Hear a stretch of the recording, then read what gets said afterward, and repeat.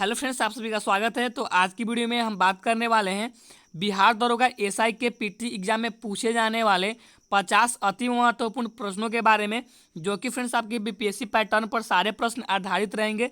तो ये हमारा प्रैक्टिस सेट 3rd है। अगर आपने बाकी का प्रैक्टिस सेट नहीं देखा है तो आप अभी जाकर देख लीजिए, उसका लिंक नीचे दिया गया है।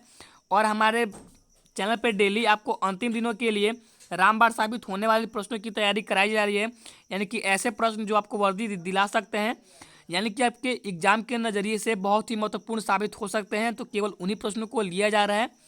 और एक बात मैं आपसे शेयर करना चाहता हूं फ्रेंड्स कि अगर आप ऑनलाइन टेस्ट भी बिल्कुल फ्री में लगाना चाहते हैं तो उसके लिए आप हमारे व्हाट्सएप ग्रुप के साथ जुड़ जाइए, उसका लिंक नीचे दिया गया है।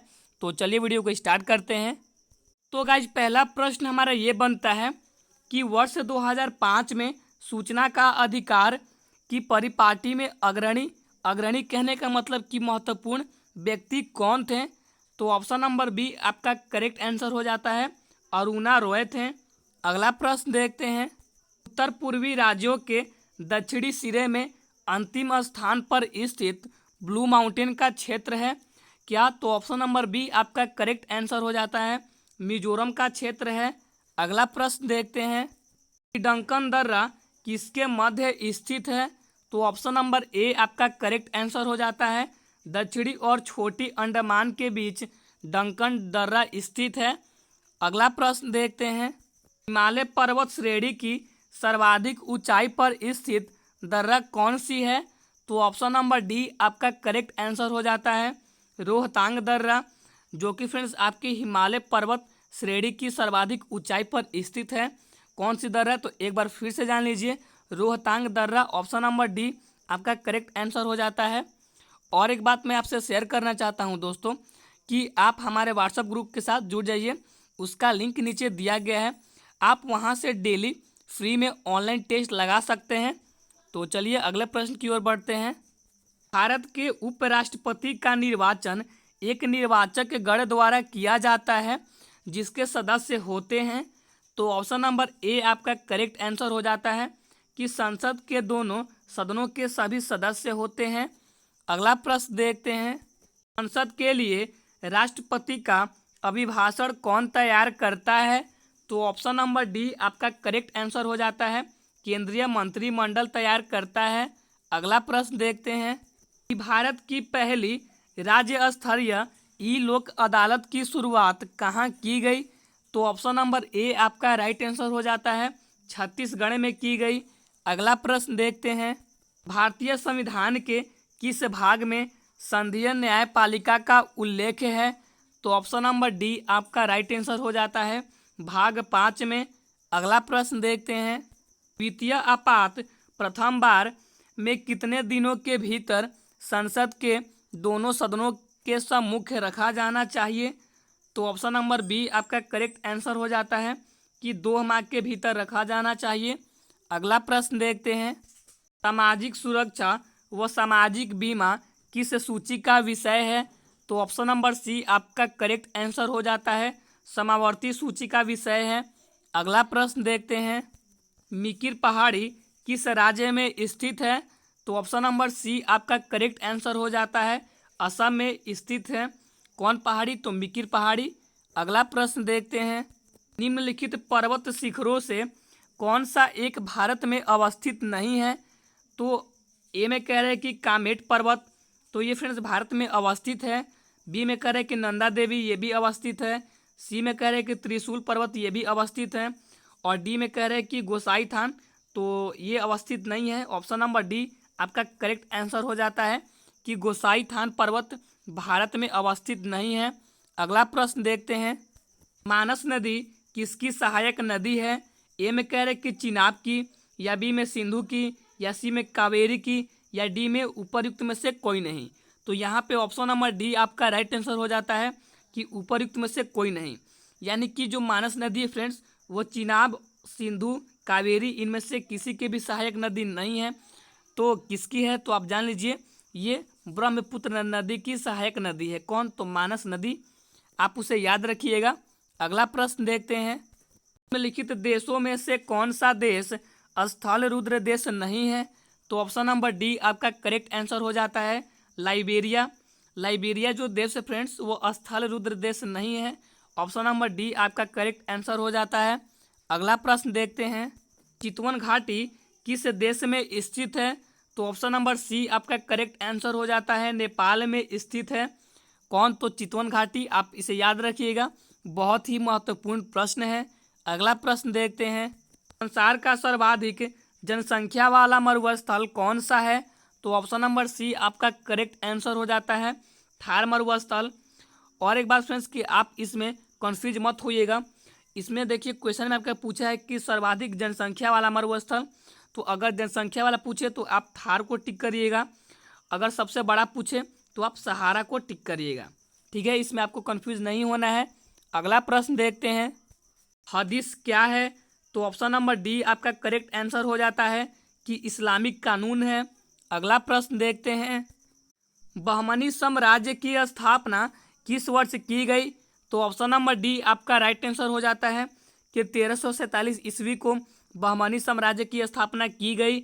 अगला प्रश्न देखते हैं, राग गोविंद के रचयिता कौन है? तो ऑप्शन नंबर सी आपका करेक्ट आंसर हो जाता है कि मीराबाई राग गोविंद की रचयिता है। ऑप्शन नंबर सी आपका करेक्ट आंसर हो जाता है। अगला प्रश्न देखते हैं, हुमायूं ने चुनार दुर्ग पर प्रथम आक्रमण कब किया था? तो ऑप्शन नंबर सी आपका करेक्ट आंसर हो जाता है कि 1532 ईस्वी को हुमायूं ने चुनार दुर्ग पर प्रथम आक्रमण किया था। अगला प्रश्न देखते हैं, अकबर के साथ युद्ध करने वाली रानी दुर्गावती कहाँ की रानी थी? तो ऑप्शन नंबर बी आपका करेक्ट आंसर हो जाता है, मंडला की रानी थी। अगला प्रश्न देखते हैं, मुगल काल में किस बंदरगाह को मक्का द्वार कहा जाता था? तो ऑप्शन नंबर बी आपका करेक्ट आंसर हो जाता है, सूरत बंदरगाह को मक्का का द्वार कहा जाता था। अगला प्रश्न देखते हैं, कठोपनिषद किस वेद का उपनिषद है? तो ऑप्शन नंबर सी आपका राइट आंसर हो जाता है, यजुर्वेद का उपनिषद है। अगला प्रश्न देखते हैं, किस प्रसिद्ध शासक ने कलिंग को मगध क्षेत्र में मिलाया था? तो ऑप्शन नंबर सी आपका करेक्ट आंसर हो जाता है, महापद नंद ने कलिंग को मगध क्षेत्र से मिलाया था। अगला प्रश्न देखते हैं, इस अभिलेख में गौतमी पुत्र सतकर्णी की विजय का उल्लेख है? तो ऑप्शन नंबर ए आपका करेक्ट आंसर हो जाता है कि नासिक अभिलेख में गौतमी पुत्र सतकर्णी की विजय का उल्लेख किया गया है। ऑप्शन नंबर ए आपका राइट आंसर हो जाता है। अगला प्रश्न देखते हैं, प्रथम बार अलग पाकिस्तान के निर्माण का प्रस्ताव कब पारित किया गया था? तो ऑप्शन ए में कह रहे हैं कि 1940 को, या ऑप्शन बी में 1943 को, या ऑप्शन सी में 1946 को, या ऑप्शन डी उपयुक्त में से कोई नहीं। तो ऑप्शन नंबर डी आपका राइट आंसर हो जाता है कि उपयुक्त में से कोई नहीं। तो इसका करेक्ट आंसर हो जाता है 1940 ईस्वी में लाहौर अधिवेशन के समय। अगला प्रश्न देखते हैं, केंद्रीय औद्योगिक सुरक्षा बल की स्थापना किस वर्ष की गई थी? तो ऑप्शन नंबर डी आपका करेक्ट आंसर हो जाता है, 1969 को की गई थी। अगला प्रश्न देखते हैं, निम्नलिखित में से कौन सा ऐसा देश है जो क्षेत्रफल तथा जनसंख्या दोनों क्षेत्र में समान स्थान रखता है? तो ऑप्शन नंबर बी आपका राइट आंसर हो जाता है, ब्राजील। ब्राजील गाइज एक ऐसा देश है जो क्षेत्रफल तथा जनसंख्या दोनों में समान स्थान रखता है। ऑप्शन नंबर बी आपका राइट आंसर हो जाता है। कौन? तो ब्राजील, आप इसे याद रखिएगा, बहुत ही महत्वपूर्ण प्रश्न है। अगला प्रश्न देखते हैं, जल में वायु का बुलबुला किसकी भांति व्यवहार करता है? तो ऑप्शन नंबर सी आपका करेक्ट आंसर हो जाता है, अवतल लेंस की भांति व्यवहार करता है। अगला प्रश्न देखते हैं, मोबाइल चार्जर होता है? तो ऑप्शन नंबर सी आपका करेक्ट आंसर हो जाता है कि एक अपचाई ट्रांसफार्मर। अगला प्रश्न देखते हैं, किग्रा पर सेमी स्क्वायर दाब समतुल्य है किसके बराबर? तो ऑप्शन नंबर बी आपका करेक्ट आंसर हो जाता है कि एक बार के बराबर है, और एक बार आपके 10 के पावर 5 पास्कल के बराबर होता है, आप इसे याद रखिएगा। अगला प्रश्न देखते हैं, ताप बढ़ाने से द्रव की श्यानता पर क्या प्रभाव पड़ता है? तो ऑप्शन नंबर बी आपका करेक्ट आंसर हो जाता है कि घटती है। अगला प्रश्न देखते हैं, कमरे में लगा वातानुकूलक क्या नियंत्रित करता है?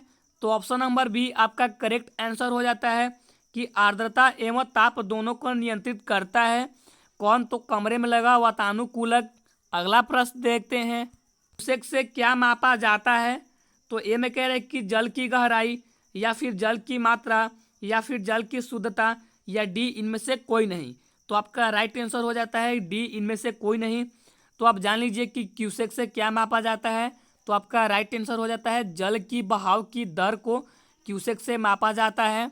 अगला प्रश्न देखते हैं, आपके निम्न में से किस पैमाने में ऋणात्मक मान नहीं होता है? तो ऑप्शन नंबर बी आपका राइट आंसर हो जाता है केल्विन में। अगला प्रश्न देखते हैं, अगर फ्रेंड्स आप बचे हुए दिनों के लिए ऐसे ही अच्छे प्रैक्टिस सेट्स की तैयारी करना चाहते हैं तो आप हमारे व्हाट्सएप ग्रुप के साथ जुड़ जाइए। उसका लिंक नीचे दिया गया है। वहाँ पे फ्रेंड्स डेली आपको बिल्कुल फ्री में ऑनलाइन टेस्ट चलाया जा रहा है, तो अगर आप चाहें तो उनका लाभ उठा सकते हैं। तो चलिए अगला प्रश्न देखते हैं, संस्कृत को आधिकारिक भाषा घोषित करने वाला भारत का पहला राज्य कौन बना है? तो ऑप्शन नंबर डी आपका राइट आंसर हो जाता है उत्तराखंड सबसे पहला राज्य बना है। अगला प्रश्न देखते हैं, हाल ही में भारत ने किस देश के साथ कृषि क्षेत्र में 3 वर्ष के लिए ज्वाइंट कार्यक्रम पर समझौता किया? तो ऑप्शन नंबर ए आपका करेक्ट आंसर हो जाता है कि भारत ने इजराइल के साथ कृषि क्षेत्र में 3 वर्ष के लिए ज्वाइंट कार्यक्रम पर समझौता किया है। ऑप्शन नंबर ए आपका बिल्कुल करेक्ट आंसर बन जाता है। अगला प्रश्न देखते हैं, केंद्र सरकार ने हाल ही में किस भारतीय राजनेता के जन्म दिवस को पराक्रम दिवस के रूप में मनाने का निर्णय लिया है? तो ऑप्शन नंबर बी आपका करेक्ट आंसर बन जाता है सुभाष चंद्र बोस के। अगला प्रश्न देखते हैं, उत्तर भारत का पहला खेलो इंडिया स्पोर्ट्स स्कूल का उद्घाटन किस राज्य में किया गया है? तो ऑप्शन नंबर सी आपका करेक्ट आंसर हो जाता है मेघालय राज्य में भारत का पहला खेलो इंडिया स्पोर्ट्स स्कूल का उद्घाटन किया गया है। ऑप्शन नंबर सी आपका बिल्कुल करेक्ट आंसर हो जाता है। अगला प्रश्न देखते हैं, हाल ही में दुनिया की सबसे बड़ी तैरती हुई सौर ऊर्जा परियोजना का निर्माण किस नदी पर किया गया है? तो ऑप्शन नंबर सी आपका करेक्ट आंसर हो जाता है नर्मदा नदी पर किया गया है। अगला प्रश्न देखते हैं, देश का पहला पूरी तरह से विद्युतीकृत रेलवे जोन कौन बन गया है? तो ऑप्शन नंबर बी आपका करेक्ट आंसर हो जाता है पश्चिमी मध्य रेलवे। अगला प्रश्न देखते हैं, जम्मू कश्मीर में दुनिया का सबसे ऊंचा रेलवे ऑर्च ब्रिज का निर्माण किस नदी पर किया गया है? तो ऑप्शन नंबर बी आपका करेक्ट आंसर हो जाता है चिनाब नदी पर किया गया है। अगला प्रश्न देखते हैं, चीन पर निर्भरता को कम करने के लिए भारत ने किस देश के साथ SCRI पहल शुरू की है? तो वो की है जापान और ऑस्ट्रेलिया के साथ। ऑप्शन नंबर डी आपका करेक्ट आंसर हो जाता है कि ए और बी दोनों। अगला प्रश्न देखते हैं, किस राज्य सरकार के द्वारा लॉन्च पैड योजना की शुरुआत की गई? तो ऑप्शन नंबर बी आपका करेक्ट आंसर हो जाता है कि मध्य प्रदेश सरकार के द्वारा लॉन्च पैड योजना की शुरुआत की गई। अगला प्रश्न देखते हैं, संरक्षण क्षमता महोत्सव 2021 का आयोजन किस मंत्रालय के द्वारा किया गया? तो ऑप्शन नंबर सी आपका करेक्ट आंसर हो जाता है पेट्रोलियम मंत्रालय के द्वारा किया गया। अगला प्रश्न देखते हैं, तमिलनाडु का 38वां जिला कौन बना? तो ऑप्शन ए आपका राइट आंसर हो जाता है मयिलादुतुरई बना। अगला प्रश्न देखते हैं, निम्नलिखित में से किस व्यक्ति को डॉक्टर APJ अब्दुल कलाम वैज्ञानिक पुरस्कार 2021 से सम्मानित किया गया? तो ऑप्शन नंबर सी आपका करेक्ट आंसर हो जाता है कि अमित केसरवानी को APJ अब्दुल कलाम वैज्ञानिक पुरस्कार 2021 से सम्मानित किया गया। अगला प्रश्न देखते हैं, गृह मंत्री अमित शाह ने किस क्षेत्र के लिए सिंगल विंडो क्लियरेंस सिस्टम का शुरुआत की? तो ऑप्शन नंबर ए आपका करेक्ट आंसर हो जाता है कि कोयला खान के लिए। अगला प्रश्न देखते हैं, हाल ही में किस देश के बड़े मालवाहक जहाज के कारण सुएज नहर का मार्ग बाधित हो गया था? तो ऑप्शन नंबर सी आपका करेक्ट आंसर हो जाता है कि ताइवान देश के कारण। अगला प्रश्न देखते हैं, किस मंत्रालय द्वारा हाल ही में ग्लोबल बायो इंडिया 2021 का आयोजन किया गया?